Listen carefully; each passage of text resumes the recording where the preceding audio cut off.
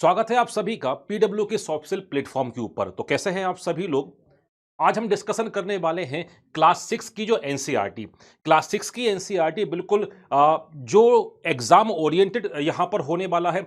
एक एक की कॉन्सेप्ट को हम यहाँ पे समझेंगे, किस तरीके के यहाँ पे जो एग्जाम में क्वेश्चन पूछे जा रहे हैं। वर्तमान यदि हम सिनारियो यहाँ पर देखें तो ये इस एनसीईआरटी को हम यहाँ पे कवर करने वाले हैं। जो क्लास 6 की एनसीईआरटी होगी, यहाँ पर मिक्स्ड आपको एनसीईआरटी देखने को मिलेगी। क्लास 6 में कुछ बेसिक, उसमें ज्योग्राफी भी आपको देखने को मिलेगा, कुछ बेसिक साइंस आपको यहाँ पर देखने को मिलेगा, फिजिक्स ही उसी में आपको यहाँ पर देखने को मिलेगा। तो इस एनसीईआरटी को हम यहाँ पर आज कवर करेंगे।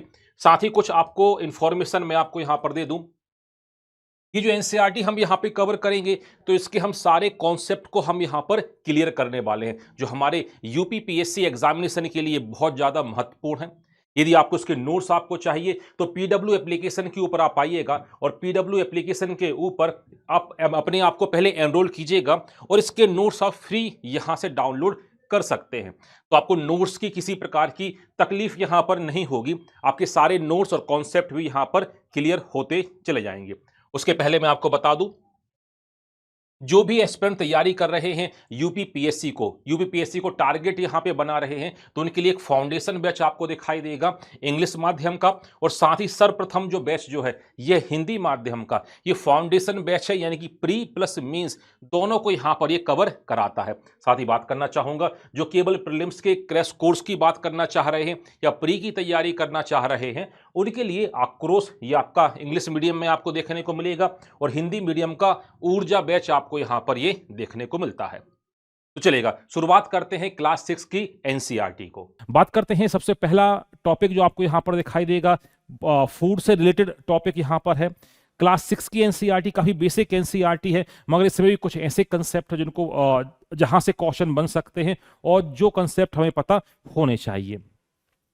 बात करते हैं फूड के ऊपर, बात यहां पे की गई है। फूड के जो मेन सोर्स यहां पर बताए गए हैं कि भोजन कहां से मिलता है। बाकी तो बहुत बेसिक बात है कि भाई सभी फूड को यूज यहां पर करते हैं। यूज के लिए यहां पर हमारे पास वेल डेवलप्ड डाइजेस्टिव सिस्टम होता है, जो मैक्रोमोलिक्यूल्स को माइक्रोमोलिक्यूल्स में यहां पर क्या करता है, कन्वर्ट यहां पे करता है।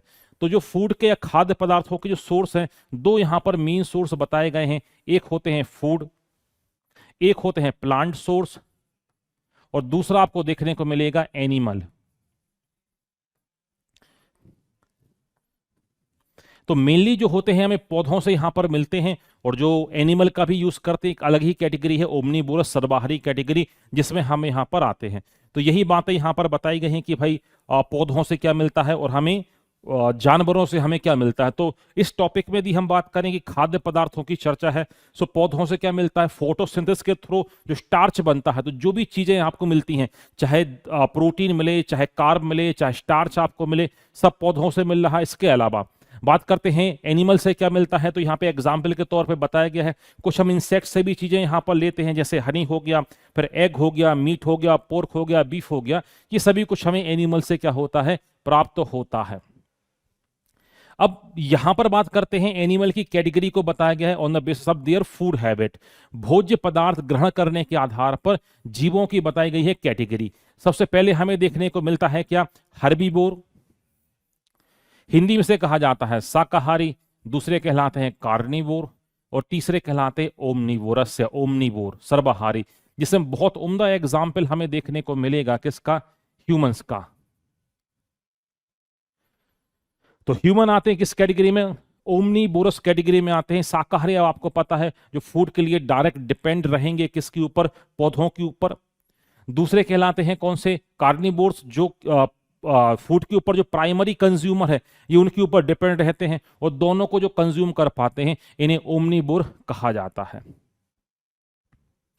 फिर यहां पर एक कंसेप्ट बताया गया है, देखो, बैलेंस डाइट। देखो,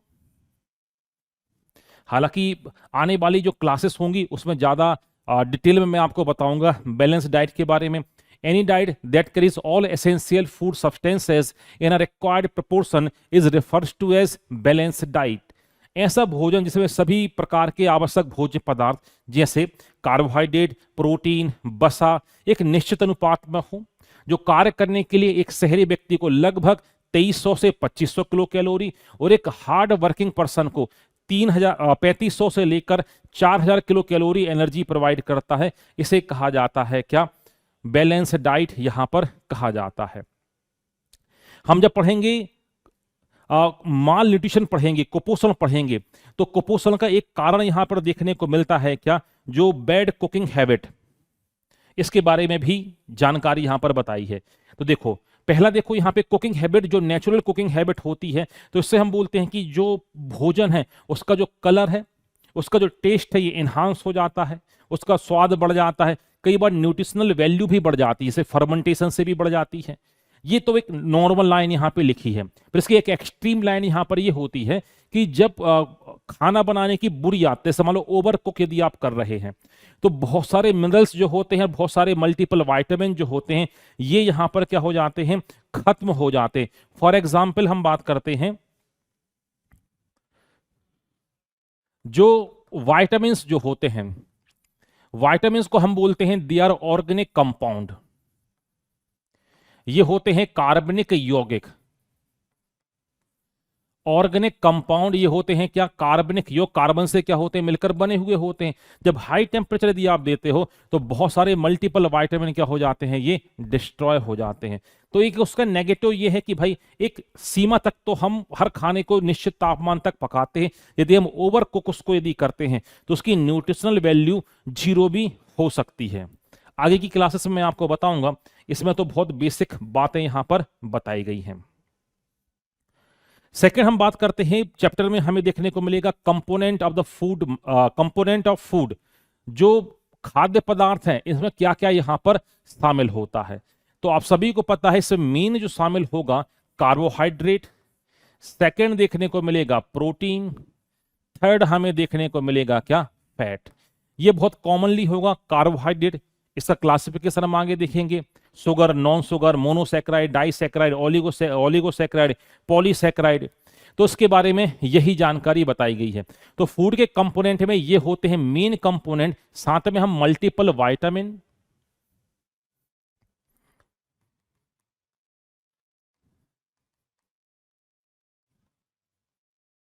और मिनरल्स, इनको मिला के कहा जाता है खाद्य पदार्थ या भोजन के घटक, हम इन्हें यहां पर बोलते हैं। अब बेसिक बेसिक जानकारी यहां पे लिखी है। तो बात करते हैं द मेन न्यूट्रिशनल सोर्स जो होता है, ये होता है क्या? कार्ब यहां पर होगा, प्रोटीन यहां पर होगा, फैट यहां पर होगा, कुछ खनिज यहां पर होंगे।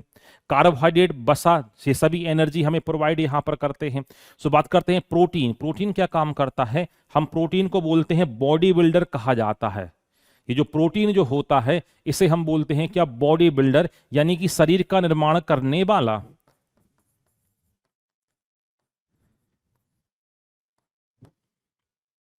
न्यूट्रिशनल वैल्यू की यदि आप चर्चा करो है तो हायर क्लासेस में मैं आपको जल्दी से बता देता हूं, 1 gram of fat provide 9.2 kilo calorie of energy.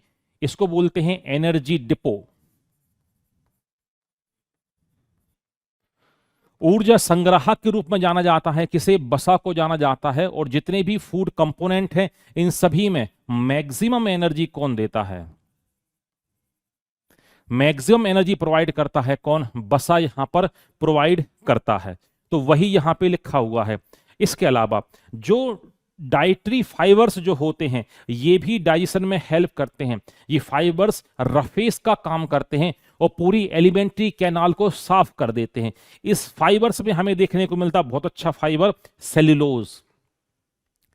अब आगे हम पढ़ेंगे डाइजेस्टिव सिस्टम में, मैं आपको बताऊंगा। पहले कभी हम सेल्यूलोज का डाइजेशन कर लेते थे, प्रेजेंस ऑफ सेल्यूलेज एंजाइम। अब हम सेल्यूलोज का डाइजेशन कर नहीं पाते, तो होता क्या? बल्क ऑफ स्टूल, मल की मात्रा बढ़ जाती है, पूरी एलिमेंट्री कैनाल ऊपर से नीचे तक यहां पर क्लीन हो जाती है। क्यों?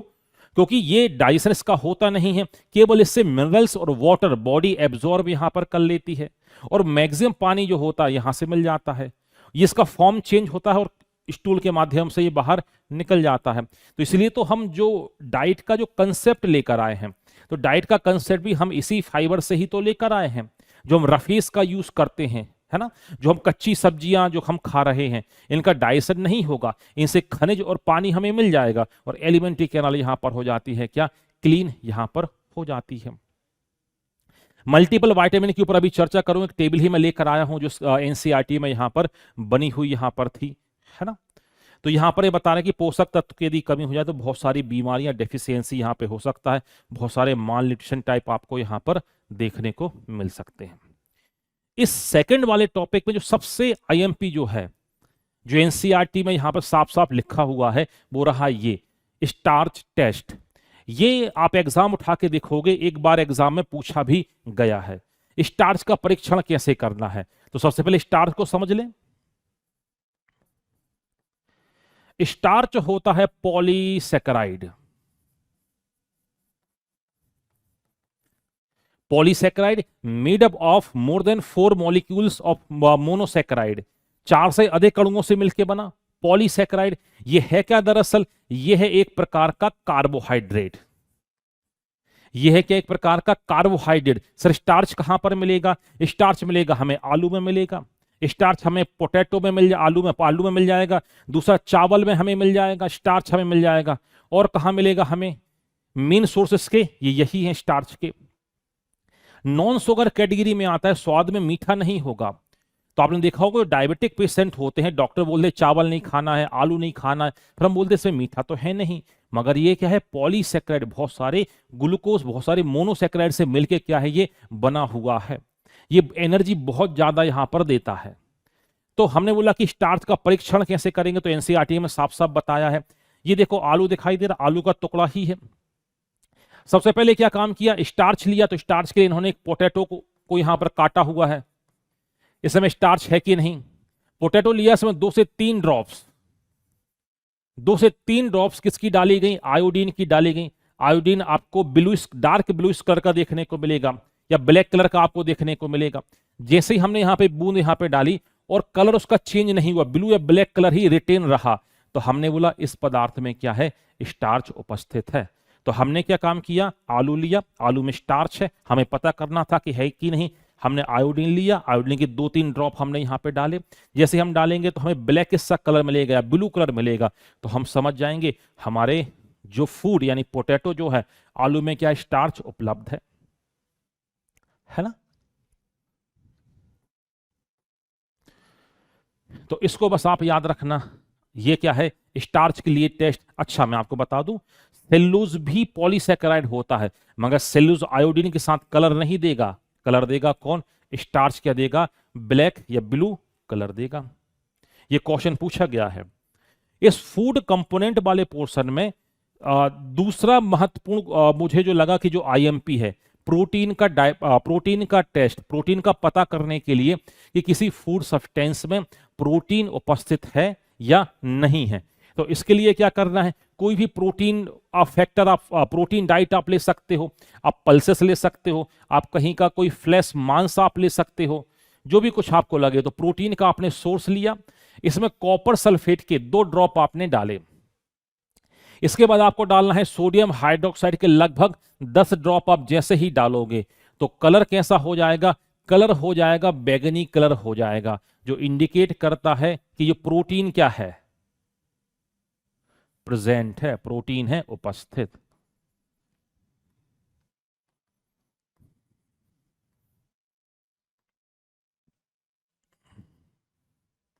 ये देखो,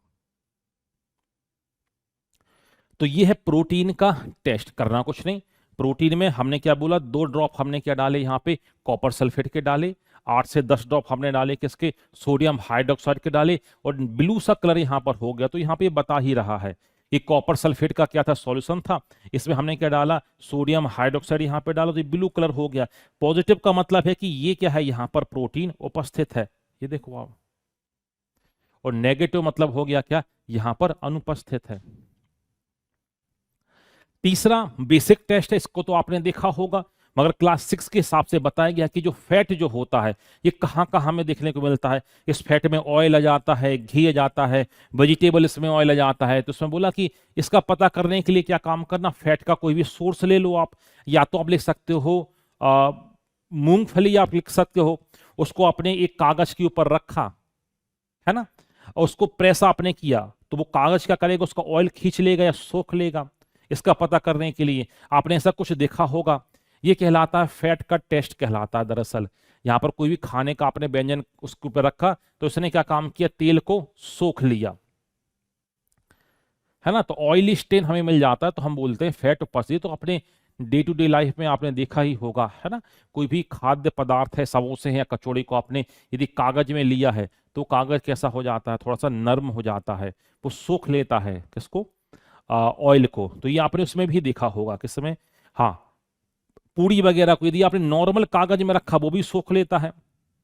देखा होगा पूड़ी वगैरह का तेल नॉर्मल जो कागज होता है वो भी पूरी तरीके से क्या कर लेता है, सोख लेता है। तो वो ये बताता है कि इसमें क्या है, फैट मौजूद है या फैट उपस्थित है। इसमें सबसे महत्वपूर्ण बात आती है इस टेबल से संबंधित। यहां से क्वेश्चन हालांकि पूछे भी जाते हैं और क्लास 6 के हिसाब से ये काफी बोला चाहिए कि एडवांस चीजें हैं जो क्लास 6 में यहां पर दी गई हैं। यहाँ पे मल्टीपल विटामिन बताए गए हैं। सबसे पहले बताया गया है क्या, vitamin A. Vitamin A was discovered by McCullum. McCullum साहब ने विटामिन ए की यहां पर खोज की थी। ये ए क्यों जरूरी है, हमें ये पता है कि भाई विटामिन ए यदि आप लोगे तो आपकी जो आंखें ज्यादा स्वस्थ यहां पे रहेंगी। क्यों, क्योंकि कमी से कुछ रोग यहां पर होते हैं। रोग होता है पहला जीरोप्थेल्मिया,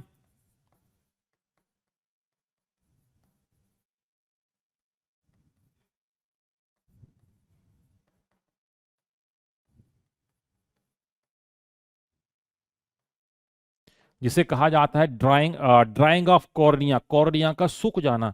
जीरोप्थेल्मिया कॉर्निया क्या होता, आंख की जो अपर लेयर आपको देखने को मिलेगी, ये लाइट जहां से एंटर होता है इसे कहा जाता है कॉर्निया। तो कॉर्निया क्या हो जाएगा, सूख जाएगा तो आपका विजन ब्लॉक हो जाएगा, आपको दिखाई नहीं देगा।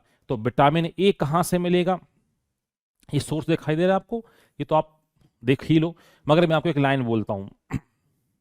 ऐसे फ्रूट और वेजिटेबल्स, ऐसे फल और सब्जियां जो मैच्योर हो जाएं, जो परिपक्व हो जाएं, उनको आप काटो, अंदर से हो येलो इन कलर, पीले रंग के हो, उनमें देखने को मिलता है विटामिन ए, फल और सब्जियां। अब आप देखो एग्जाम्पल, सबसे पहले पपाया, दूसरा मैंगो, तीसरा पंपकिन कद्दू, अंदर से काटो पीला मिलेगा। चौथा बुड एप्पल, जिसको आप बोलते हो क्या, क्या बोलते हो, बेल, जो बेल पत्र जो होती है ना, जो अपन शिव जी को जो हम चढ़ाते हैं, उसका जो फल होता है बेल, उसको आप काटो, अंदर से गहरे पीले रंग का आपको देखने को मिलेगा। पांचवा एग्जाम्पल मस्क मेलन, इसको बोलते हैं खरबूज कहा जाता है, तरबूज की फैमिली का ही मेंबर होता है। एक हो गया वाटरमेलन, हरे कलर का तरबूज, एक हो गया खरबूज, वो भी अंदर से येलोइश से कलर का यहां पर होता है। तो इसमें क्या मिलेगा आपको, विटामिन ए मिलेगा। तो एक साथ 5 नाम आपको यहां पर याद हो गए। इसके अलावा फिर ढेर सारे सोर्स हैं इसके, है ना। आगे बात करते हैं, फिर बताते हैं विटामिन बी1। बी1 को बोलते हैं थायमीन। मैं अभी उन्हीं सोर्स की बात कर रहा हूं जो इस क्लास में यहां पर दिए गए हैं, बेसिक से सोर्स। बी1 यहां पर क्यों जरूरी है, तो हमने बोला बी1 है essential for digestion and nervous system, जो तंत्रिका तंत्र को भी अच्छा रखता है, ठीक ठीक रखता है, और पाचन के लिए भी जरूरी होती है। Deficiency of B one causes beri, एक रोग होता है जिसमें आप पेशेंट को देखकर ही समझ पाओगे कि ही सफरिंग फ्रॉम बेरी। इसमें क्या नम्बनेस, सुन्नपन, स्किन टैक्टी, फटी हुई स्किन रहती है। तो ये होता है क्या, बी1 की कमी से होता है। और बी1 हमें कहां से मिलता है, तो जितने भी जो हम सामान्यतः घरों में उपयोग करने वाले भोज्य पदार्थ हैं, यहां से हमें मिल जाता है क्या, बी1 मिल जाता है। जैसे सीरियल्स हो गया, पल्सेस हो गया, पीनट हो गया, मिल्क हो गया। बात करते हैं सी, एस्कॉर्बिक एसिड की बात करते हैं। हालांकि इस क्लास में इनकी साइंटिफिक नेम नहीं लिखे हैं, आगे फिर से आएंगे तो आपको कम से कम पता रहेगा। तो सी क्यों जरूरी है, सी सबसे पहले जरूरी है, ये इन्हांस करता है, इम्यूनिटी को इन्हांस करता है, जो प्रतिरोधकता जो है इसे क्या करता है, ये बढ़ाता है। और क्या काम करता है, घाव भरने में ये मदद करता है ना। Deficiency of C causes scurvy, इस स्कर्वी में भी क्या होता है, जो स्किन है, स्किन जो होगी बहुत रूखी रूखी सी रहेगी। ब्लीडिंग गम्स एंड टीथ हमें देखने को मिलता है, दांत और मसूड़ों से खून आता हुआ आपको दिखाई देगा, जो विटामिन सी की कमी से यहां पर होता है। कहां मिलेगा, तो सिट्रेसी फैमिली के मेंबर, सिट्रेसी फैमिली के मेंबर कौन से, नींबू, संतरा और मुसब्बी, तीनों ही सिट्रेसी परिवार के सदस्य हैं। जहां पे हमें मिलता है क्या, जहां पे हमें मिलेगा विटामिन सी, यहां मिलेगा, जिनमें जूसी हेयर्स पाए जाते हैं। इसके अलावा ये मिल जाएगा मिर्च में, मिलेगा मिर्च में भी, आप याद रखना एक बार क्वेश्चन पूछा है। गूसबेरी में मिल जाएगा, आंवले में आपको देखने को मिल जाएगा विटामिन सी। अगली बात करते हैं विटामिन डी। विटामिन डी को बोलते हैं कैल्सीफेरॉल कहा जाता है। तो उसका मेन फंक्शन होता है क्या, it vitamin D transfer calcium from alimentary canal to the bone. ये क्या काम करता है, कैल्शियम का अवशोषण कराता है और उसको हड्डियों तक ले जाता है। तो हमने यहां पे इनडायरेक्ट क्या बोला है क्लास 6 ने, कि दांतों और हड्डियों के विकास में क्या करता है, ये मदद करता है। कहां से आपको मिलेगा, बहुत सामान्य सोर्स यहां पे लिखे हुए हैं, ये देखो आप, इनको आप देखते हो। और deficiency of D causes, rickets आप सभी ने पढ़ा है। एक नाम और याद रखिएगा इसमें, ऑस्टियोमलेशिया।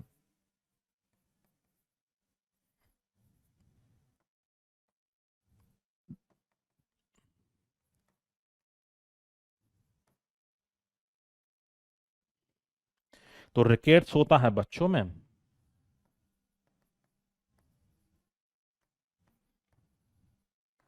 और ऑस्टियोमलेशिया होता है एडल्ट में। दोनों में ही क्या होता है, हड्डियां क्या हो जाती हैं, कमजोर है, फ्रेजल बोन हमें यहां पर ये देखने को मिलता है। आगे हम बात करते हैं विटामिन के, इसको बोलते हैं फाइलोक्विनोन।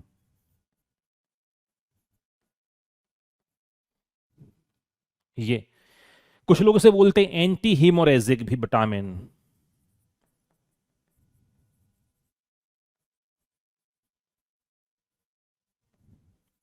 एंटी हीमोरेजिक, एंटी का मतलब क्या, रोकना, विपरीत। हीमोरेजिक का मतलब होता है टू फ्लो द ब्लड, या ब्लड फ्लो, रक्त को रोकने में मदद करता है कौन, ये मदद करता है विटामिन के। तो विटामिन के का फंक्शन क्या है, एंटी हीमोरेजिक होता है। ये क्या काम करता है, रक्त को बहने से रोकता है। तो ये क्या काम करेगा, तो हमने बोला it is helps in clotting of blood, ये रक्त का थक्का जमाने में काम करेगा। जो हमारे नॉर्मल फूड डाइट है, यहां से हमें ये मिल जाता है। जैसे हमने बोला ग्रीन लीफी वेजिटेबल्स हो गया, सोयाबीन हो गया, इसके अलावा जो कॉलीफ्लावर वगैरह हो गया, दूध हो गया, उसमें भी आपको मिल जाएगा। और काम यदि ये नहीं रहेगा तो यहाँ पे क्या हो जाएगा, ब्लड क्लॉट डिले हो जाता है ना, रक्त का थक्का जमने का समय बढ़ जाता है। अब कई लोगों को कंफ्यूजन होता है, थोड़ा इसको मैं यहाँ पे पॉज करके एक बताता हूँ। एक डिसीज होती है, इसे कहा जाता है हीमोफीलिया। हीमोफीलिया, अब ये जो रोग है, ये किसी विटामिन की कमी से नहीं होता। Haemophilia is a genetic disorder.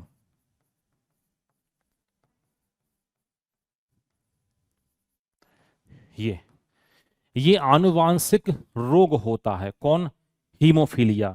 ये पहली बार कहां पर, विक्टोरिया महारानी की जो प्रोजेनी है उसमें यहां पर देखा गया।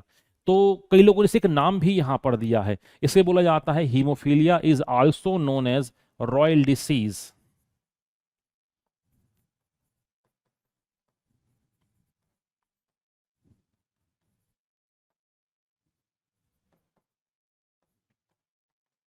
हिंदी में से बोला जाता है शाही बीमारी। क्यों, विक्टोरिया महारानी का खानदान उस समय देखो, यहाँ पे पूरा एशिया, बहुत सारा भाग इनके अंडर में था। तो लोगों ने बोला भाई शाही लोगों को बीमारी हुई है, तो लोगों ने बोल दिया कि बीमारी क्या है, रॉयल डिसीज है, शाही बीमारी भी इसे कहा जाता है। इसमें क्या होता है, ब्लड क्लॉट तो होगा मगर टाइम काफी ज्यादा यहाँ पर लगता है। और कई बार तो बिना मेडिकल फैसिलिटी की, कई बार तो बिना चिकित्सीय सुविधाएं, बिना मेडिकल फैसिलिटी के ब्लड क्लॉट होगा ही नहीं। ये इसके बारे में, तो ये होता है जेनेटिक डिसऑर्डर्स को याद रखना। क्योंकि लोगों को ऐसा लगता है कि खून बहता रहता है, तो कई लोग बोलते हैं कि सर जब पढ़ाता हूं तो हीमोफीलिया वाले को अपन की क्यों नहीं देते, क्योंकि विटामिन की कमी से नहीं है, ये कैसा है, ये है जेनेटिक डिसऑर्डर, एक जनरेशन से दूसरी जनरेशन में यहां पर पहुंच रहा है। आगे तरफ बात करते हैं विटामिन ई से कहा जाता है टोकोफेरॉल।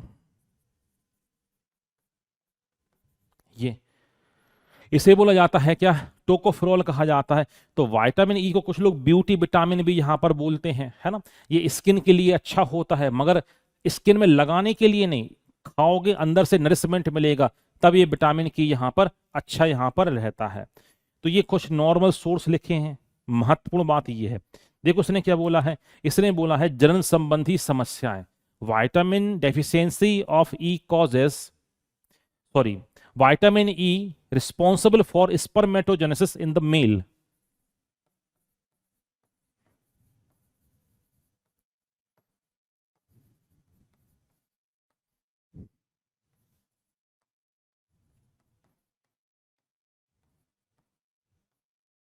शुक्राणु जनन किसकी वजह से होगा, ये होगा विटामिन ई की मौजूदगी में। ये तो ये किस में होता है, ये होता है मेल में, है ना, फीमेल में से कोई खास लेना देना नहीं। Spermatogenesis, formation of sperm in the testis, इसको बोलते हैं स्पर्मेटोजेनेसिस। तो ये होता है किसमें, मेल में होता है। अब मेल में ई नहीं है तो स्पर्म नहीं बनेंगे, तो हमने बोला कि अपने बच्चे पैदा नहीं कर पाएगा। इसीलिए विटामिन ई को 2-3 नाम यहां पर मिले हैं। जो विटामिन ई, इसे एक नाम मिला है फर्टिलिटी विटामिन।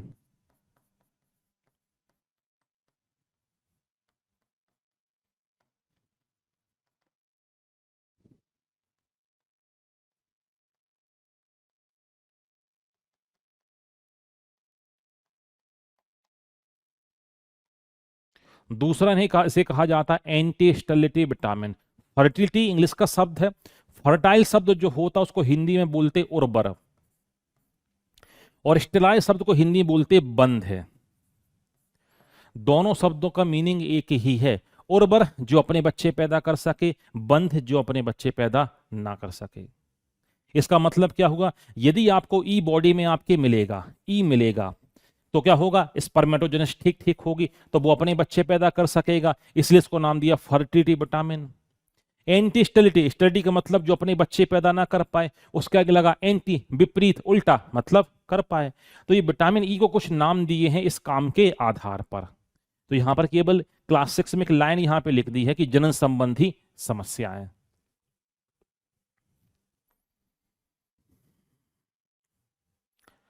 ठीक है, चलो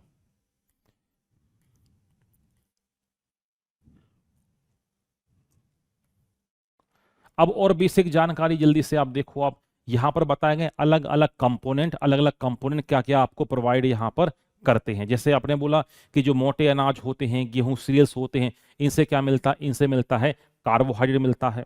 दालें हो गए, जो मेवा हो गए, तो दालों से मिलेगा प्रोटीन, और जो नट्स जो हो गए, ये भी प्रोटीन की सोर्स अच्छे हैं, साथ में कुछ फैट भी यहाँ पे आपको देंगे। ठीक है, आगे बात करते हैं तेल और वसा युक्त भोजन, ये क्या प्रोवाइड करेगा, ये हमें देगा क्या, फैट देगा। आ रही बात समझ में, हाँ जी।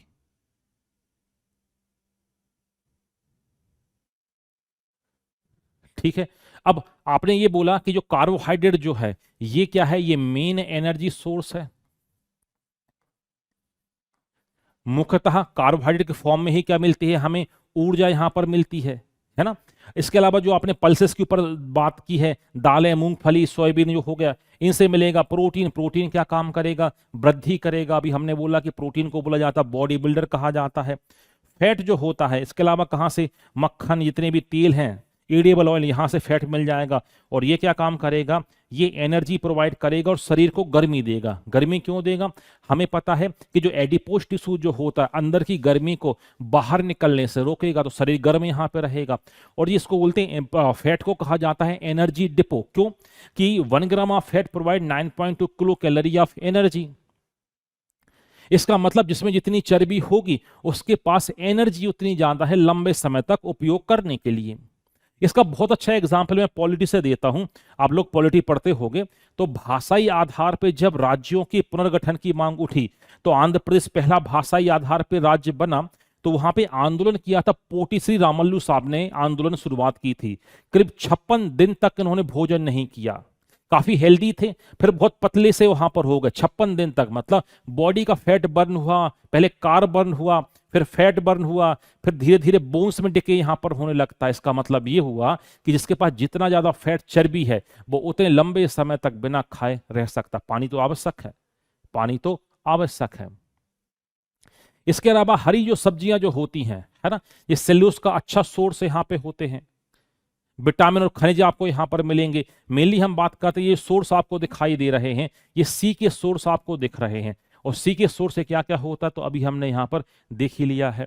फिर हमने बोला जो फाइबर जो होते हैं, फाइबर एलिमेंट्री कैनाल को क्या कर देते हैं, यहाँ पर क्लीन यहाँ पर कर देते हैं, साफ यहाँ पर कर देते हैं। और पानी, पानी से कोई पोषक तत्व तो नहीं मिलता, मगर पानी क्या काम करता है, पूरी जो मेटाबॉलिक एक्टिविटी को चलाने के लिए पानी चाहिए। बॉडी में अप्रोक्सीमेट 60% आपको पानी देखने को मिलेगा। इसके अलावा पानी, ब्लड का मेन कंपोनेंट पानी ही हो, आपको पानी लिक्विड स्टेट में आपको देखने को मिलता है, जो पोषक पदार्थों का परिवहन करता है, और जो एक्सक्रीटरी वेस्ट प्रोडक्ट है शरीर के बाहर निकालने का भी ये काम करता है। अब इसमें एनसीईआरटी में आपको देखने को मिलेगा, यहाँ पे अलग अलग राज्यों में अलग अलग फूड हैबिट अपनाई गई है। कहीं पर कुछ खाया जाता है, कहीं पर कुछ खाया जाता है। तो छोटी क्लास के बच्चों के हिसाब से यहाँ पर ये समझाने का प्रयास हुआ है कि इनमें क्या क्या आपको मिलेगा। जैसे आप बोलो पंजाब की तरफ आपको मिलेगा क्या, गेहूं, मक्के की रोटी, है ना, सरसों का साग, दाल हो गया, ये दूध मक्खन ज्यादा उपयोग करते हैं। ये सोर्स किसके हैं, कार्ब के, प्रोटीन के, फैट के, ये आखिरी वाले फैट के सोर्स हैं। यूपी में अपन यूज करते हैं क्या, अपन ज्यादातर यूज करते हैं गेहूं का, चावल का, तो ये हमारे पास कार्ब के अच्छे सोर्स हैं, ये हमारे पास प्रोटीन का अच्छा सोर्स है, ये स्टार्च और ये आपका हो गया फैट का सोर्स है। मल्टीपल विटामिन भी आपको यहाँ पर मिलते हैं। राजस्थान की बात करते हैं, यहाँ पे ज्वार बाजरा, मोटे अनाज ज्यादा खाए जाते हैं, है ना। दाल बाटी, गोंद के लड्डू ये आपको मिलते हैं, तो ये भी कॉमन सोर्स। देखो ये इसलिए समझाने का प्रयास किया है कि ये बता रहे हैं कि इनसे हमें क्या क्या मिलता है। तमिलनाडु तरफ चावल मेन होता है स्टार्च, और स्टार्च होता है कार्बोहाइड्रेट। आंध्र प्रदेश तरफ आप देखो दाल चावल, मिर्ची, करी, मछली ये ज्यादा यूज किए जाते हैं। तो देखो सोर्स आप देखो यहां पर, ये सारे के सारे सोर्स कॉमन। इसका मतलब अलग अलग खाद्य पदार्थों में अलग अलग न्यूट्रिशन वैल्यू है, इसलिए यहां पर ये अपनाए जाते हैं। मध्य प्रदेश में देखो भाई, बात करते हैं गेहूं चावल, जो लगभग यूपी से मिलता जुलता है। पोहा काफी फेमस है, हाँ, तो पोहा जो होता है वो ही बनाया जाता है इसी से, चावल से। तो कार्ब का अच्छा सोर्स है, फाइबर वगैरह सब इससे मिलेंगे। कर्नाटक तरफ देखो आप, मोटे अनाज में रागी आता है, इडली डोसा, नारियल सावर, कार्ब, प्रोटीन और खनिज के क्या है ये सोर्स है। महाराष्ट्र में आप देख लो क्या है, ज्वार की रोटी, मूंगफली, भाकरी, मछली, सोर्स आप यहां पर देखो। मगर ये सारे के सारे देखो क्या सोर्स, लगभग कॉमन सोर्स हैं। बस अब आप ये बताना चाह रहे हो कि अलग अलग राज्यों में जो अलग अलग प्रकार के भोजन उपयोग किए जाते हैं, इनके माध्यम से क्या मिलता है आपको, अलग अलग कार्ब, अलग अलग न्यूट्रिशन वैल्यू जो पूरा यहां पर ये करते हैं। ठीक है, चलें आगे बात करते हैं। अगला इसमें एक टॉपिक है फाइबर, है ना। इसमें एक टॉपिक आपको देखने को मिलता है फाइबर, इसको आप बोलते हो क्या, रेसे। फाइबर मतलब रेसे, दो तरीके के रेसे होते हैं, एक होता है नेचुरल फाइबर और एक होते हैं सिंथेटिक फाइबर। नेचुरल फाइबर जो हमें पौधों से मिल जाते हैं, जैसे हमें मिल जाएगा कपास, गॉसिपियम से हमें मिल जाएगा, हमें जूट से फाइबर्स मिल जाएंगे, हमें ये हो गए हमारे नेचुरल सोर्स हो गए जो हमें नेचर से मिल रहे हैं। कुछ होते हैं सिंथेटिक, जैसे नायलॉन हो गया, नायलॉन 6 हो गया, ये हमें मिलते हैं। तो प्राकृतिक में पौधे और जंतु से मिलने वाले फाइबर दोनों यहां पर शामिल हो जाते हैं। इन फाइबर का यूज हम क्या करते हैं, हम फैब्रिक्स बनाने में इसका यूज यहां पे करते हैं, कपड़े वगैरह बनाने के लिए इसका यूज यहां पर किया जाता है। सिंथेटिक हो गया और एक नेचुरल सोर्स हो गया, दो तरीके से यहां पर मिल सकते हैं। नेचुरल में यदि हम बात करते हैं तो प्लांट और एनिमल दोनों शामिल हो जाते हैं, है ना, क्योंकि जानवरों से हमें ऊन भी मिलता है, तो ऊन भी एक प्रकार का फाइबर ही यहां पर है। ये देखो आप, तो ये बता रहे हैं कि कहां कहां पर कौन कौन से सोर्स हैं जो हमें मिलते हैं, क्या पौधों से और जंतुओं से मिलते हैं। तो ऐसा कोई इसमें कोई रॉकेट साइंस इसमें नहीं है कि जो आपसे ना बने, तो क्लास 6 के हिसाब से बहुत बेसिक एनसीईआरटी है। तो उसका मैं पूरा आपको एसेंस यहाँ पे एसेंस आपको निकाल के उसका बता रहा हूं। एक फाइबर जो है हमें इंसेक्ट से मिलता है ना, जो सिल्क मॉथ जो होता है वहां से मिलता है हमें सिल्क। ये देखो आप, आगे मैं इसका सिल्क मॉथ का साइकिल आपको बताऊंगा कि किस तरीके से किस स्टेज में हमें मिलते हैं, क्या फाइबर मिलता है, कोकून क्या होता है, सारी बातें आने वाली क्लासेस में मैं आपके साथ में करने वाला हूं। और सिंथेटिक फाइबर जो होते हैं ये हम खुद तैयार करते हैं, जैसे नायलॉन हो गया, पॉलिएस्टर हो गया, नायलॉन 66 हो गया, रेक्रॉन हो गया।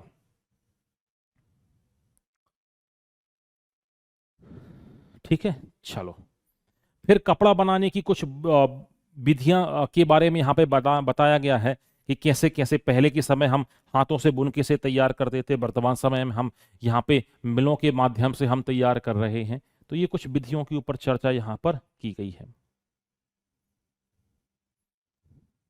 चलो अगले टॉपिक की तरफ चलते हैं। अगला टॉपिक यहाँ पे बताता है कि हमारे आसपास की वस्तुएं, मतलब हमारे आसपास कौन कौन सी वस्तुएं यहाँ पर उपलब्ध हैं, इनके ऊपर बात करते हैं। तो यहाँ पे पदार्थ के बारे में बताया गया। पदार्थ क्या कहलाता है? पदार्थ ऐसी कोई भी ऑब्जेक्ट, ऐसा कोई भी वस्तु जिसे हम क्या कर सकते हैं, अपने सेंसेस के माध्यम से अनुभव कर सकते हैं, देख छू महसूस कर सकते हैं, उसे हम पदार्थ यहाँ पर बोलते हैं। जिसमें कुछ मास होना चाहिए, कुछ द्रव्यमान यहाँ पर होना चाहिए। तो बस वही इनके बारे में चर्चा हो रही है कि भाई पदार्थों के गुण क्या होते हैं। तो सबसे पहले अपीयरेंस, हम उसको देख सकें, छू सकें, कैसे हैं, चमकदार हैं कि नहीं हैं, किस कलर के हैं, पदार्थ का ये पहला गुण कहलाता है। दूसरा उसमें हार्डनेस, कठोरता का गुण, कि वो हार्ड है कि ब्रिटल है कि डक्टाइल है। ये पदार्थों के बारे में बेसिक विशेषताएं यहां पर बताई गई हैं।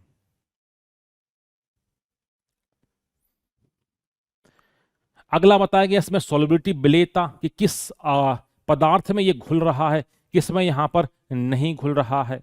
एग्जाम्पल दिया है भाई, पानी में घुल जाएगी नमक या चीनी घुल जाते हैं, और दूसरे पदार्थ जैसे रेत है, चौक वगैरह यहां पर नहीं घुल रहा है। ट्रांसपेरेंसी बताई गई है, पारदर्शिता पदार्थों में, है ना, जिनके आर पार देखा जा सकता है, उसको कहा जाता पारदर्शी। इसके आर पार ना देखा जा सके इसे कहा जाता ओपेक कहा जाता है। जिसके आर पार धुंधला सा देखा जा सके इसे ट्रांसल्यूसेंट या पारभासी कहा जाता है। फ्लोटिंग और सिंकिंग के बारे में बताया कि कुछ पदार्थ पानी के ऊपर तैरते हैं, है ना, और कुछ पदार्थ क्या हो जाते हैं, पानी में डूब जाते हैं। तो इसमें एक डेंसिटी का कंसेप्ट यहां पर आता है ना। कोई भी द्रव है, कोई भी पदार्थ है, कोई भी लिक्विड स्टेट है, उसमें कोई पदार्थ कब तैरेगा। एक डेंसिटी का कंसेप्ट ये कहता है कि उस पदार्थ की डेंसिटी उस लिक्विड से यदि कम है तो वो ऊपर उसके तैरेगा, ज्यादा है तो क्या हो जाएगा, डूब जाएगा। हम बोलते बर्फ क्यों तैरती, थोड़ी डेंसिटी उसकी कम है इसलिए वो तैरती है, अदरवाइज भारी होता सो डूब यहां पर जाता। ठीक है, चलो फिर आगे बताया गया क्लासिफिकेशन ऑफ मैटर, पदार्थों का किया गया है क्या, वर्गीकरण।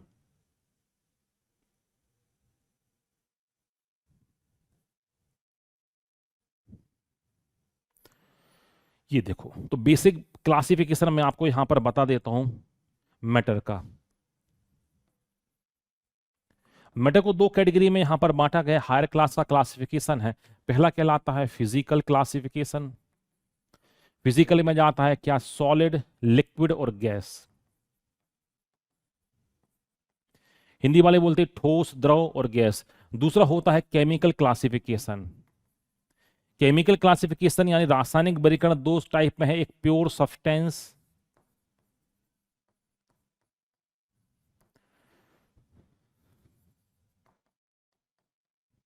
और दूसरा हो जाता है क्या, मिक्सचर हो जाता है।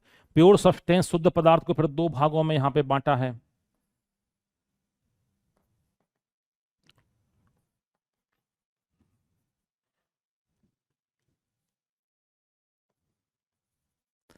पहला कहलाता है एलिमेंट और दूसरा कहलाता है कंपाउंड। कंपाउंड को बोलते हैं यौगिक, एलिमेंट को कहा जाता है तत्व। मिक्सचर हो जाते हैं क्या, दो प्रकार के, एक हो जाता है होमोजीनियस, दूसरा हो जाता है हेट्रोजीनियस।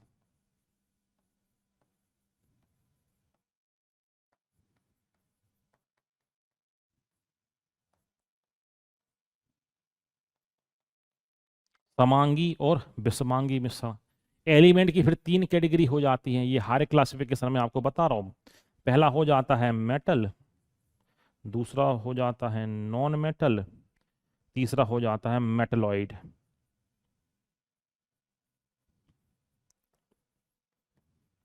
धातु, अधातु और उपधातु। कंपाउंड दो प्रकार के, एक ऑर्गेनिक कंपाउंड, एक इनऑर्गेनिक कंपाउंड। ठोस भी दो प्रकार के हो जाते हैं आगे चल के, एक हो जाता है क्रिस्टलाइन सॉलिड, क्रिस्टली ठोस, और दूसरा हो जाता है एमॉर्फस सॉलिड। तो ये जो मैं आपको बता रहा हूँ ना, आने वाली एनसीईआरटी में इन सब के बारे में डिस्कशन आपको मिलेगा कि सॉलिड क्या है, लिक्विड क्या है, ये सारी बातों के ऊपर आने वाली एनसीईआरटी में आपको देखने को चीजें मिलेंगी। चलो, अब आपने पदार्थ देख लिए क्या होते हैं, अब उनकी कुछ सेपरेशन मेथड होती, अलग करने की विधियां हमें यहां पर देखने को मिलती हैं। जैसे देखो आप, पहला कहलाता है पृथक्करण की आवश्यकता, क्यों अलग क्यों करना है भाई।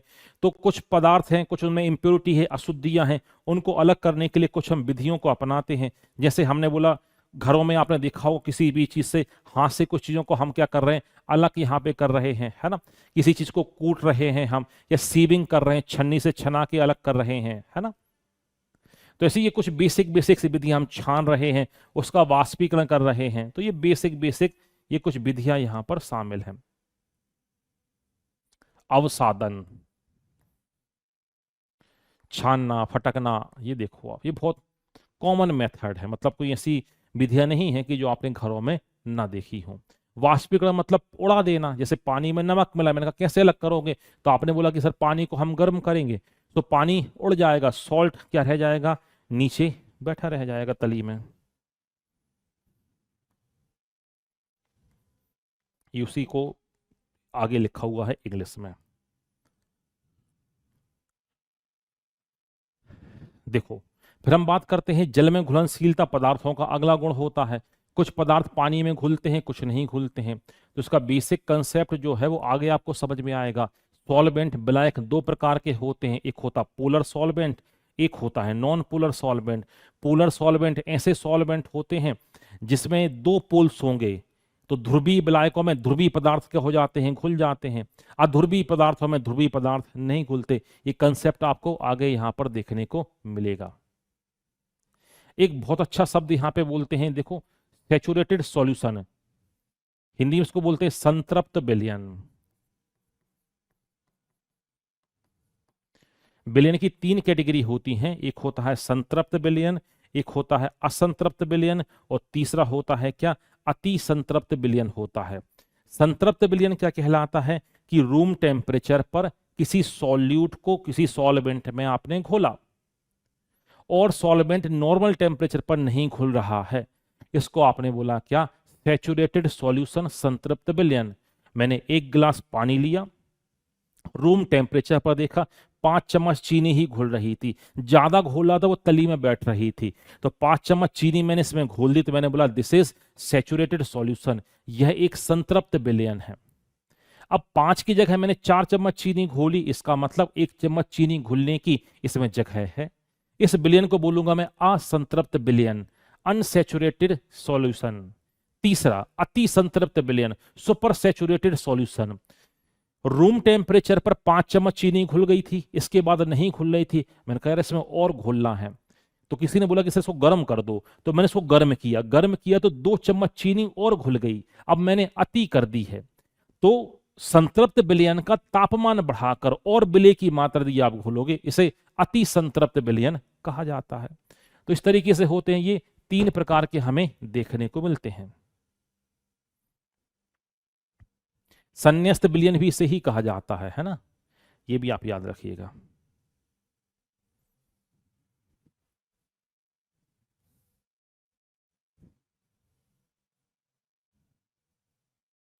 अच्छा, आगे आगे हम बात करते हैं कंडेंसेशन, संघनन।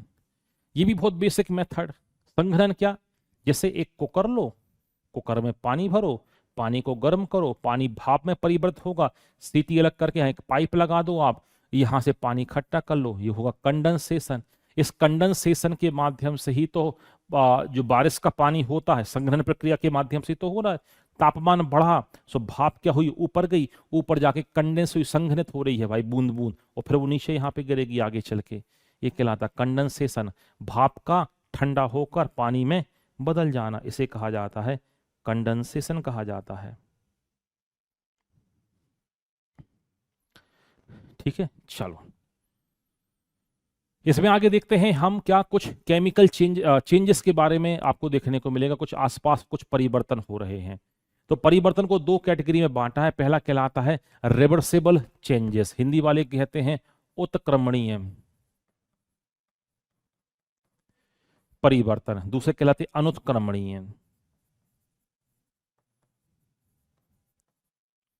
इसकी परिभाषा कैसी होती है उत्क्रमणीय की? जैसे देखो यहां पर मैंने लिखा यह है रिएक्टेंट, रिएक्टेंट से बन जाए प्रोडक्ट और प्रोडक्ट से दोबारा मैं बना दूं रिएक्टेंट, ये कहलाते उत्क्रमणीय परिवर्तन। जैसे मैंने पानी में चीनी घोल दिया, पानी में चीनी घोल दिया, बी आ गया, आपने बोला इससे फिर पानी अलग करो, मैंने पानी को गर्म किया, भाप को अलग कर दिया, नीचे शक्कर आ गई, मैंने कहा दोनों अलग हो गए, मैंने बोला यह है उत्क्रमणीय परिवर्तन, रिवर्सिबल प्रोसेस। अनुत्क्रमणीय क्या कहलाएगा? जो रिएक्टेंट है, क्रियाकारक से मैंने उत्पाद तो बना दिया, प्रोडक्ट तो बना दिया, मगर प्रोडक्ट से दोबारा रिएक्टेंट या क्रियाकारक नहीं बन रहा है, इसे कहा जाता है इरिवर्सिबल कहा जाता है। सामान्य भाषा में उसे लिखा गया जो परिवर्तन उल्टे हो सकते हैं और उल्टे नहीं हो सकते, तो ये उल्टे नहीं हो सकते। जैसे आपने कागज को जला दिया, भोजन बना लिया, दोबारा से अपने दोबारा उसी रूप में नहीं पहुंचेगा। पानी से बर्फ बना दी, बर्फ से पानी बना दिया। तो बस ये परिवर्तन के बारे में बेसिक कंसेप्ट यहां पर बताया गया कि परिवर्तन कैसे होते हैं, उत्क्रमणीय परिवर्तन क्या होते हैं और अनुत्क्रमणीय परिवर्तन यहां पर क्या होते हैं।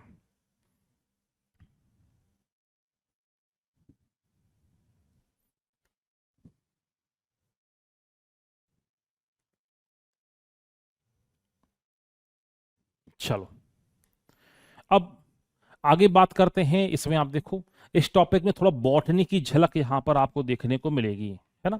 इस बॉटनी में आपको पौधों के कुछ प्रकार बताए गए हैं कि पौधे किस तरीके के होते हैं।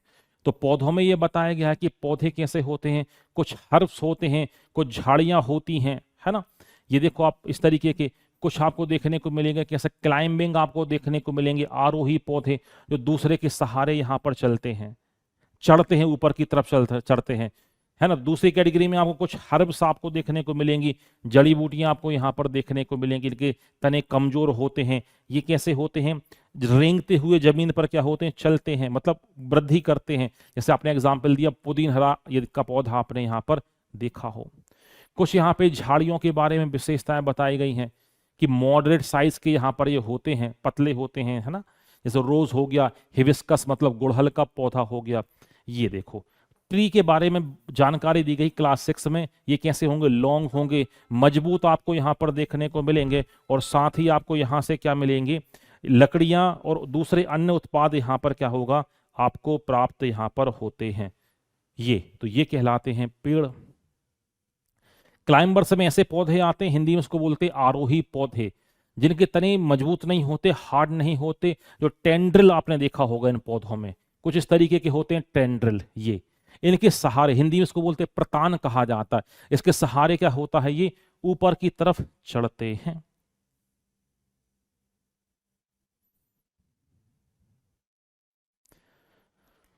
कुछ होते हैं क्रीपर्स पौधे होते हैं, भूमि पर क्या होते हैं, फैलते हुए चले जाते हैं, इसे घास होती है। पुदीना इसका बहुत अच्छा एग्जाम्पल आपको देखने को मिल जाएगा, है ना। कद्दू वगैरह एग्जाम्पल देखने को मिल जाएगा। अब महत्वपूर्ण बात यहां पर यह है कि पौधे में कुछ भाग होते हैं, कौन कौन से, जड़, तना, पत्ती, इनके बारे में थोड़ी सी जानकारी जो क्लास 6 में यहां पर एक झलक दी गई है। आगे चल के तो आपको डिटेल में बताऊंगा ही, बेसिक जानकारी। अब देखो तो क्लास 6 में सबसे पहले बताया गया है क्या, जड़ों के बारे में। तो पहले मैं अलग से पहले समझा दूं, फिर मैं इसके एक साथ प्रकार आपको बता दूंगा। देखो हम बात करते हैं, सबसे पहले दो भाग होते हैं पौधे में। एक आपको देखने को मिलेगा स्टेम, हिंदी में से कहा जाता है तना, और दूसरा देखने को मिलता है क्या, रूट, इसे कहा जाता है जड़ कहा जाता है। जो तना जो होता है, तना, तने की परिभाषा ये होती है, तने में पाए जाते हैं नोड, हिंदी में से कहा जाता है पर्व और इंटरनोड।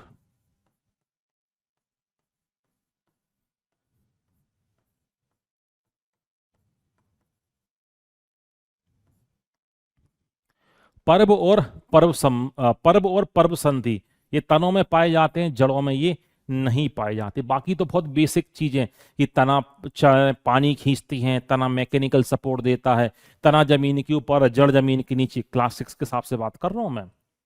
फिर मैं आगे आपको बताऊंगा तनों में होता फोटोट्रोपिज्म, प्रकाश की ओर गति करते हैं।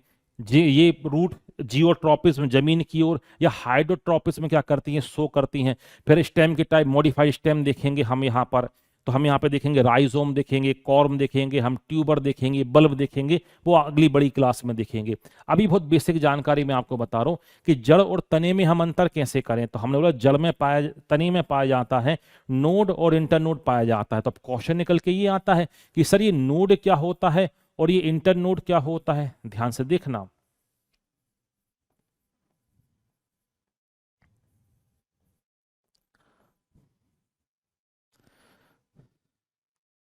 तो नोड क्या होता है, नोड वह जगह होती है जहां से नई ब्रांचेस या पत्तियां निकलती हैं। जो मैं रेड रेड करके जहां जहां मैंने बनाया है, ये हैं सब के सब क्या, नोड। इन्हें कहा जाता है नोड। तो नोड वह जगह होती है जहां से नई शाखाएं या पत्तियां निकलती हैं। इंटरनोड क्या कहलाता है, दो नोड के बीच की जगह को कहा जाता है इंटरनोड। तो ये बीच बीच में हर जगह क्या है, इंटरनोड।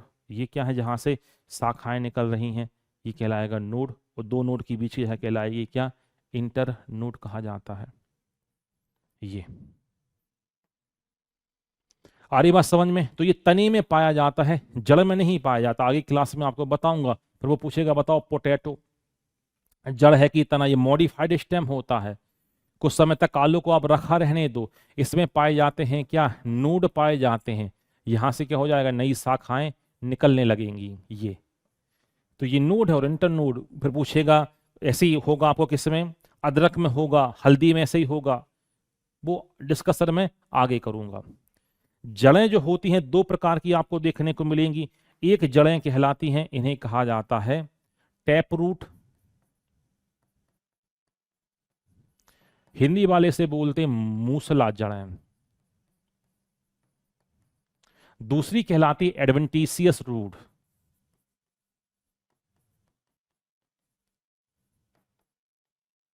अपस्थानिक जड़ें।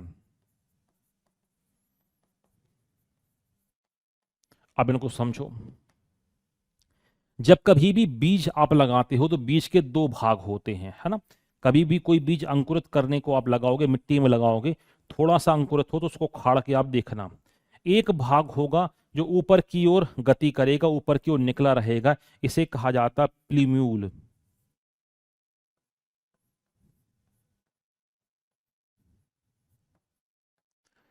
हिंदी में इसको बोलते हैं प्रांकुर। दूसरा भाग होगा जो नीचे की ओर गति करेगा, इसे कहा जाता है रेडिकल। हिंदी वाले इसको बोलते हैं मूलांकुर। तो ऐसी जड़ें जो कहां से निकलें, जो रेडिकल से डेवलप होती हैं, इनको कहा जाता है मूसला जड़ें या टैप रूट कहा जाता है। काफी नीचे गहराई तक जाती हैं ये जड़ें। तो सर ये जड़ें कहां से निकलती हैं, अपस्थानिक जड़ें। ये जड़ें होती हैं, ये निकलती हैं नोड से निकलती हैं। सर वही नोड जो आपने यहां पर बताया है, जी हाँ वही नोड जो मैंने आपको यहां पर ये बताया है। ये जड़ें पर्व से निकलती हैं। सर कोई एग्जाम्पल दोगे क्या, एग्जाम्पल मैं आपको देता हूं। अभी हमने देखा था, आप सभी ने देखा होगा मेरे ख्याल से, बरगद का पेड़ तो सभी ने देखा होगा, देखा। ये सपोज उसकी ब्रांच जा रही है तो कुछ ऐसी जड़ें लटकी हुई से दिखाई देती हैं। दीज आर एडवेंटिशियस रूट, यही कहलाती हैं अपस्थानिक जड़ें।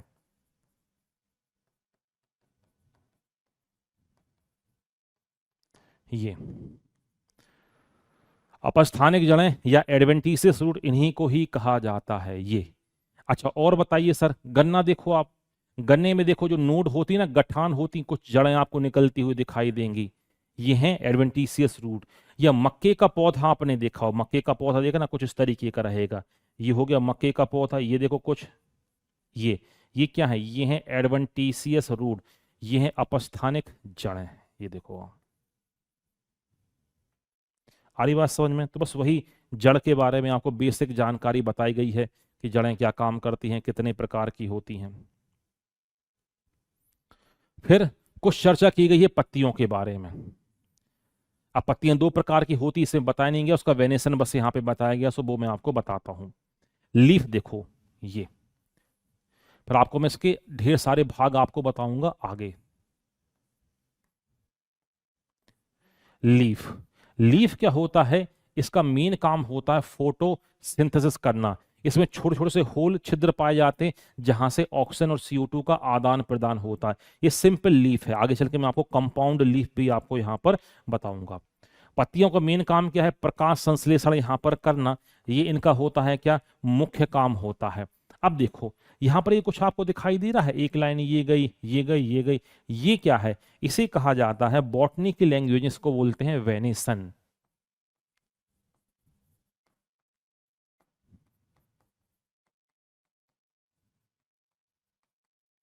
हिंदी में से बोला जाता है सिरा विन्यास।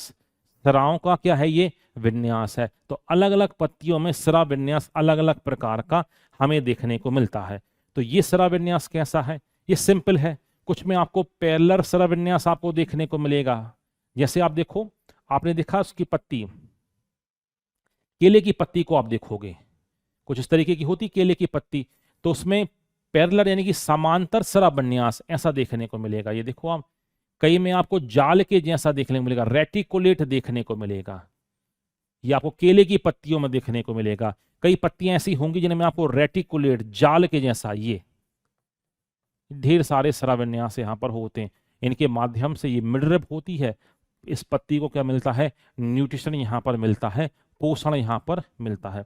तो बेसिक वहां सिरा विन्यास के ऊपर चर्चा यहाँ पर किया गया है। ये देखो ये बता रहा है रेटिकुलेट वेनेसन, जालिका वाला, जैसे आम की पत्तियों में देखने को मिल जाएगा, पीपल में देखने को मिल जाएगा, पैरेलल आपको देखने को मिल जाएगा बनाना में, और आपको वीट में देखने को मिल जाएगा ये। और काम बताए गए कि पत्तियां क्या काम करेंगी।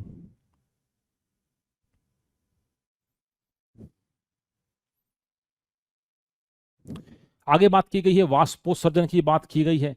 वाष्पोत्सर्जन क्या कहलाता है, जो पत्तियों से जो पानी उड़ने का जो क्रम है, इसे, ये पानी जो उड़ता है इसे कहा जाता है वाष्पोत्सर्जन, यहां पर कहा जाता है। प्रकाश संश्लेषण यहां पर क्या कहलाएगा, रिएक्शन आप सभी को पता है, हरे पेड़ पौधे क्या काम करते हैं, हवा वायुमंडल में मौजूद कार्बन डाइऑक्साइड और जल वाष्प का उपयोग करके सूर्य प्रकाश और क्लोरोफिल प्रेजेंस में क्या बनाते हैं,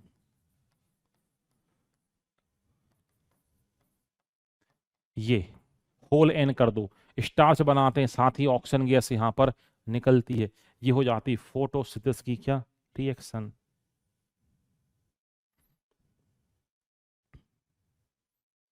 चलो अब आगे बात करते हैं मोशन इन बॉडी, शरीर में कुछ गतियां जो होती उनके बारे में यहां पर बताया गया है। इसमें मेनली इस भाग में चर्चा की गई है किसके बारे में, बोन्स के बारे में, ह्यूमन स्केलेटन सिस्टम के बारे में, है ना। तो यहां पर बताया गया कि ह्यूमन स्केलेटन सिस्टम जो होता है इसकी वजह से लोकोमोशन हो पाता है या मूवमेंट हो जाता है।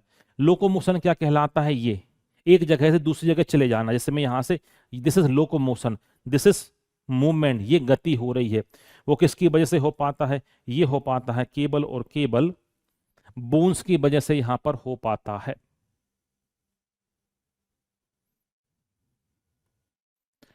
अब बोन्स में कुछ बेसिक ज्वाइंट के ऊपर यहां पे चर्चा की है। पहला बोला है ball and socket joint, Hindi वाले गेंद और सॉकेट ज्वाइंट या कंदुक खली का ऐसा कुछ संस्कृत जैसा शब्द भी है, उसको भी यूज करते हैं। बॉल एंड सॉकेट ज्वाइंट क्या कहलाता है, एक होगा सॉकेट, एक होगी बॉल। तो सॉकेट में बॉल फंसी हुई रहेगी कुछ इस तरीके से, जैसे ये देखो आप, पेक्टोरल गडिल देख लो, आप पेल्विक गडिल देख लो, ये 360 ज्वाइंट यहां पर होता है। ये कंधे का जो ज्वाइंट आपको दिखाई दे रहा है, और आपको हिप ज्वाइंट जो आपको दिखेगा, ये तो बॉल में, सॉकेट में बॉल क्या है यहां पर फिट है। दूसरा आपको देखने को मिलेगा हिंज ज्वाइंट, हिंदी में से कहा जाता है कब्जा संधि। कब्जा समझ रहे हो, हिंज जैसे दरवाजे में लगा होता हिंज, जैसे ये देखो आप, ये रेडियस अल्ना और ह्यूमरस का जो ज्वाइंट है, ये देखो आप एक ही डायरेक्शन में जाएगा, इसको कहा जाता है हिंज ज्वाइंट कहा जाता है। जैसे कोहनी का ज्वाइंट हो गया और जो घुटने का ज्वाइंट हो गया, हिंज ज्वाइंट का अच्छा क्या है यहां पर एग्जाम्पल है। इसी में कुछ चर्चा की गई है, कार्टिलेज के बारे में बात की गई है और मसल्स के बारे में बात यहां पर हुई है। देखो मसल्स मूवमेंट और कार्टिलेज के ऊपर यहां पर चर्चा हुई है। तो दोनों को लिगामेंट, कार्टिलेज और मसल तीनों को एक साथ बताता हूं मैं। यहां पे देखो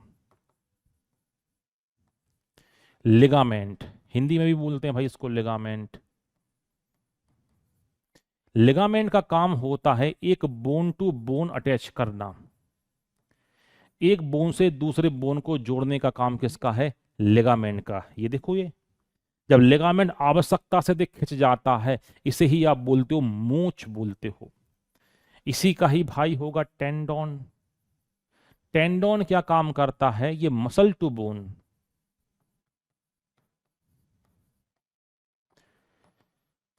ये मांसपेशियों को हड्डी से जोड़ के रखता है। ये देखो मांस हड्डी से नीचे नहीं आ रहा, ये काम किसका है? ये काम है टेंडोन का काम है। और तीसरा होता है मसल्स, मांसपेशियां। मसल्स जो होंगी टोटल 639 मसल्स पाई जाती हैं ह्यूमन बॉडी में। मसल्स को दो प्रोटीन बनाते हैं, एक होता है एक्टिन प्रोटीन, दूसरा होता है मायोसिन।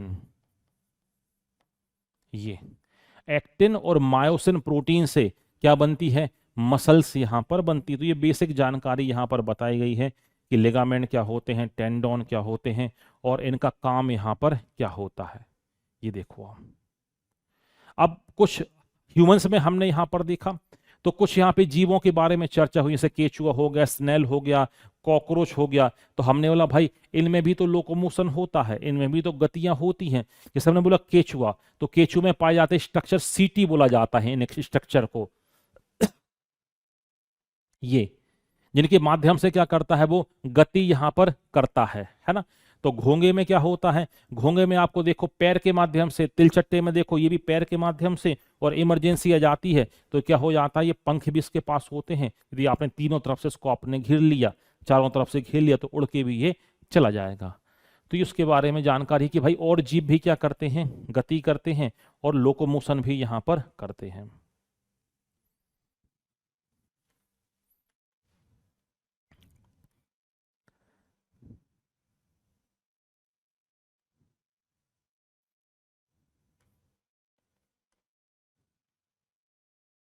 हाँ जी, अगला, अगली चैप्टर में देखो उसमें बताया गया है कि अलग अलग जीवों का जो पर्यावास है, अलग अलग जीव कहाँ कहाँ पर निवास करते हैं, जीव और उनके आवास के बारे में यहाँ पे जानकारी मिलेगी भाई, है ना। तो जो जीव जहां पर रहता है वहां के हिसाब से कुछ एडॉप्टेशन, कुछ अनुकूलन या कुछ विशेषताओं को अपनाता है। जैसे फॉर एग्जाम्पल जो जीरोफिटिक एडॉप्टेशन में रहता है, जो मरुस्थली इस जगह में यहाँ पर रहता है, तो वहां पर पानी की कमी है, तो हमने बोला से कैक्टस है, नागफनी है, तो इसका जो स्टेम है फ्लैसी हो जाता है, पत्तियों के ऊपर एक क्यूटिकल की लेयर आ जाती है जो पानी को उड़ने से यहाँ पर रोकती है। उसमें पत्तियां किसमें? थॉर्न में कन्वर्ट हो जाती हैं, कांटों में परिवर्तित यहाँ पर हो जाती हैं। तो ये कुछ जानकारी बताई जा रही है कि भाई जैसे जैसे जीव का एडॉप्टेशन, जैसे जीव का जगह हैबिटेट चेंज होता है, वैसे वैसे जीव क्या काम करते हैं? अपना एक अनुकूलन यहाँ पर लेकर आ जाते हैं।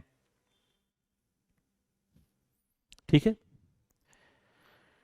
आगे की तरफ बात करते हैं। इसमें आपको देखने को मिलेगा मोशन और डिस्टेंस के बारे में, थोड़ा फिजिक्स का टॉपिक यहाँ पे शुरू होता है ना। तो अब ये बात करता है मेजरमेंट और, सॉरी मोशन बोल रहा हूँ, मेजरमेंट और डिस्टेंस के बारे में। मेजरमेंट का मतलब होता है मापना। तो ये बता रहा कि भाई प्राचीन समय से भी हम कुछ चीजों को मापते आ रहे हैं, हाथ से मापते थे, अंगुल से मापते थे, तो हमने उसको क्या किया? धीरे धीरे कुछ हमने सिस्टम यहाँ पे एडॉप्ट यहाँ पर किए। जैसे बोला कि लंबाई को हम मीटर में मेजर यहाँ पे कर रहे हैं, सेंटीमीटर में मेजर कर, तो एसआई यूनिट इसकी क्या होती है? मीटर होती है। पर गति के बारे में चर्चा की जा रही है, एक यूनिफॉर्म मोशन, एक सर्कुलर मोशन के बारे में हो रहा है, एक non uniform motion. Uniform motion क्या होता है?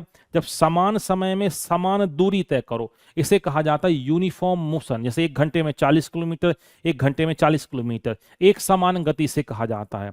नॉन यूनिफॉर्म मोशन क्या कहलाएगा? असमान गति। जब समान दूरी को अलग अलग टाइम इंटरवल में आप कवर यहां पे करोगे, इसे यहां पे बोला जाता है क्या? इसे कहा जाता है नॉन यूनिफॉर्म मोशन, है ना। सर्कुलर मोशन, एक ही पाथ पर चले कोई वस्तु, तो इसे कहा जाता है सर्कुलर मोशन, यहां पर कहा जाता है। चलो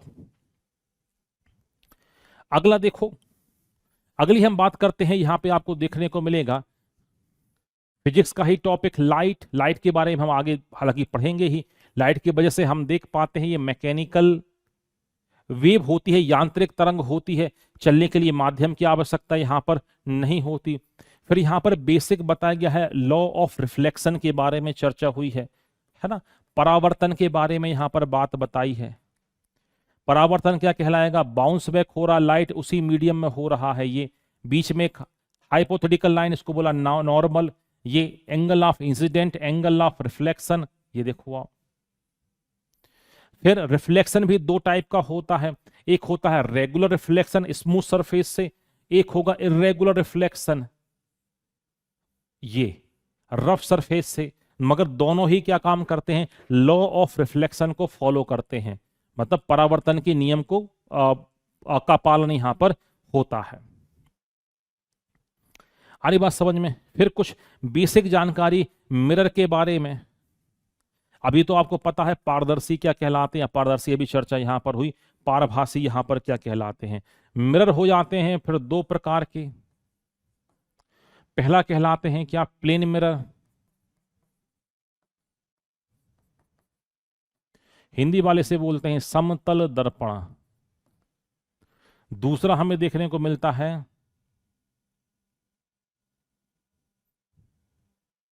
स्फेरिकल मिरर।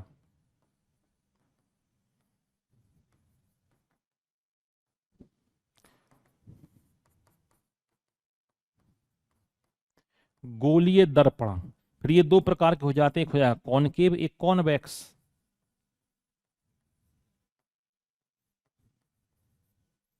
कॉनकेव जो होगा इसको हिंदी में इसको बोलते हैं अवतल दर्पण, और इसको कहा जाता है उत्तल। जो अवतल जो होगा कॉनकेव, जहां से आप देखोगे वहां पर एक केव होगी, ये गुफा होगी, ये दिस इज कॉनकेव।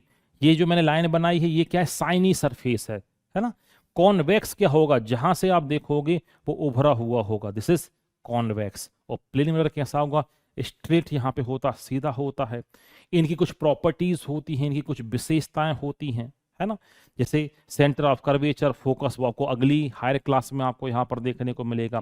फिर यहाँ पर होते हैं मिरर के सामने कोई ऑब्जेक्ट रखा हुआ है, फोकस पे रखा है, फोकस सेंटर ऑफ कर्वेचर के बीच में रखा है, कर्वेचर ध्रुव के कर्वेचर फोकस और पोल के बीच में रखा है, तो इमेज कैसी बनेगी वो आने वाली क्लासेस में। तो यहाँ पर तो केवल बहुत बेसिक इंफॉर्मेशन ही बताई गई थी इन सभी के बारे में।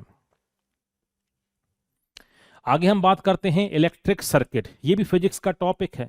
अब इस क्लास 6 में केवल एक बात बताई गई है पैरेलल की, और आपका दूसरा मिलेगा आपको सीरीज सिस्टम देखने को मिलेगा, ओपन और क्लोज सिस्टम यहां पर देखने को मिलेगा।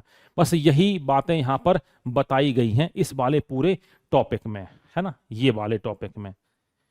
जैसे मैं आपको बता देता हूं जल्दी से, देखो सीरीज क्या कहलाता है, जब करंट को फ्लो होने के लिए एक ही रास्ता उपलब्ध हो, यह कहलाता है सीरीज ऑर्डर, या हिंदी में से कहा जाता है क्या, श्रेणी क्रम कहा जाता है। धारा को जाने के लिए एक ही रास्ता क्या हो, मौजूद हो। समांतर क्रम क्या कहलाता है, ये जब करंट फ्लो होने के लिए इसको एक से अधिक क्या मिल जाए, रास्ता। ये यहां पर जाके करंट यहां तीनों जगह जाएगा, इसे कहा जाता है समांतर क्रम कहा जाता है। एक इसमें बता है ओपन सिस्टम और क्लोज सिस्टम। सपोज ये बल्ब लगा हुआ है,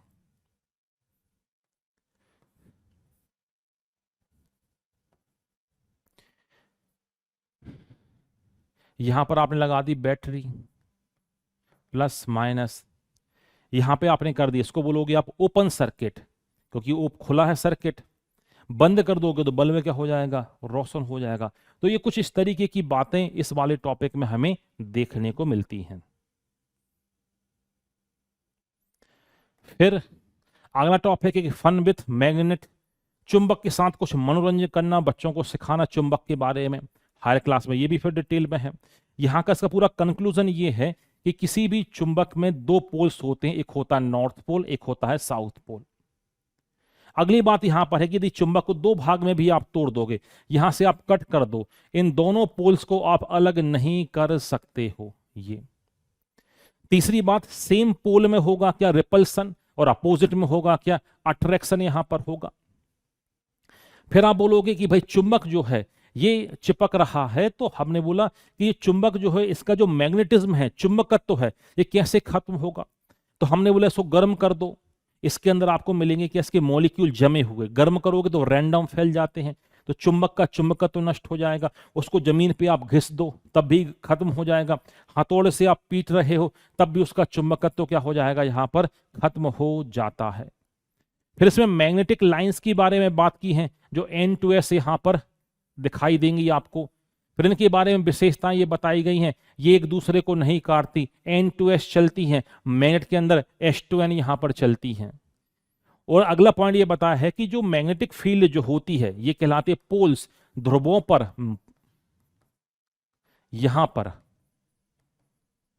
मैग्नेटिक फील्ड क्या होती है, मैक्सिमम होती है, अधिकतम हमें देखने को मिलेगी, वो भी कहां पर, ध्रुवों पर। आ रही बात समझ में, बस ये जानकारी यहां पर बताई गई है। फिर आने वाली क्लासेस में आपको बताऊंगा मैं, पैरामैग्नेटिज्म आपको बताऊंगा, डायामैग्नेटिज्म के ऊपर चर्चा यहां पे करेंगे अपन। अगला टॉपिक है पानी, जल।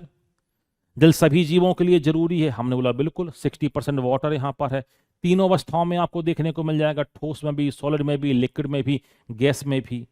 पानी कैसा होता, अभी मैंने आपको बताया, जल चक्र, कंडेंसेशन होगा, भाप यहां से ऊपर की तरफ जाएंगी, क्लाउड यहां पे बनेंगे और फिर पानी यहां पर गिरेगा, संघनन के माध्यम से आपको यहां पर देखने को मिलता है।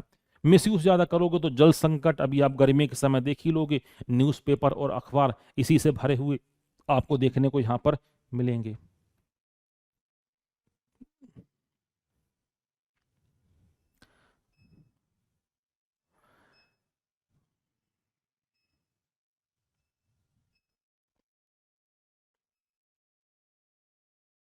चले आगे की तरफ इसमें बढ़ते हैं। इसमें आगे आपको क्या देखने को मिलेगा, चारों ओर क्या, हवा। हवा क्या है, हवा को आपने बोला क्या, एक प्रकार का मिक्सचर है जिसमें आपको nitrogen, oxygen, carbon dioxide, carbon monoxide, sulphur dioxide, ये सारी गैसेस आपको यहाँ पर देखने को मिलेंगी, है ना। ऑक्सीजन को बोला जाता है क्या, इसे हम बोलते हैं वाइटल एयर के नाम से जानते हैं, वाइटल एयर बोलते हैं, या इसको हम बोलते हैं फायर एयर। क्यों, आग लगने में सहायक है और जीवों के लिए क्या है, ये जरूरी है। 21% जो एटमॉस्फेयर में ये पाई जाती है। प्रकाश संश्लेषण की रिएक्शन हमने देखी, अभी यहाँ से ऑक्सीजन गैस निकलती है ना। तो ये बहुत बेसिक सी बातें यहाँ पर बताई गई हैं कि इसमें ऑक्सीजन का उपयोग कहाँ पर होता है, क्यों जरूरी होती है ऑक्सीजन, पौधों से कैसे ऑक्सीजन निकलती है। तो प्रकाश संश्लेषण रिएक्शन जो हमने लिखी थी, प्रकाश संश्लेषण की अभिक्रिया, वहां से क्या होती है, ऑक्सीजन गैस निकलती है या विमोचित होती है। तो क्लास 6 के एनसीईआरटी तो बहुत बेसिक एनसीईआरटी है, मगर आने वाले समय में आपको देखने को मिलेगा धीरे धीरे। फिर हम बात करते हैं गार्बेज, कचरा। इसमें मुख्य बात यह है कि दो प्रकार का होता है ना।